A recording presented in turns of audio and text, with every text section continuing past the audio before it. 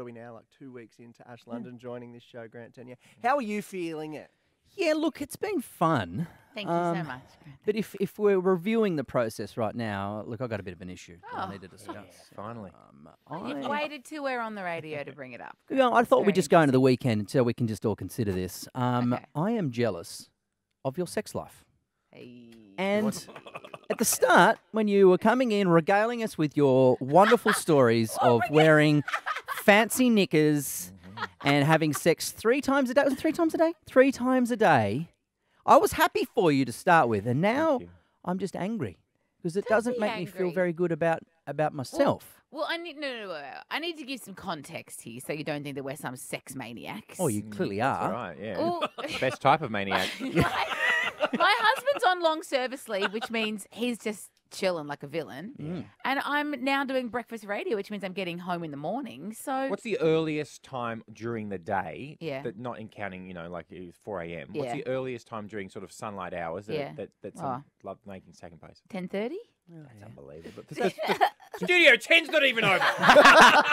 But if he's on long service, that's great. But do you have to keep telling us about all these long servicings? Because we've got kids. That's just not. You're in this wonderful You're in this wonderful fantasy honeymoon period, and I get that. And like you're Netflixing and chilling. We're so chill at home. We're frozen. I'm not even Netflixing. I'm going straight to the chilling. But the thing is, it's because I don't have kids. And one day I'll pop a couple out and I'll be like you guys. But for now, I think a lot of young, newly married people without kids are probably doing it 3 times a day. Well, I will say, it does lead us to another question, because I remember when my wife decided that we should have a baby. Yeah. And I never got more than when my wife decided we should have a baby. But then I was less a husband more than a dispenser. Yes.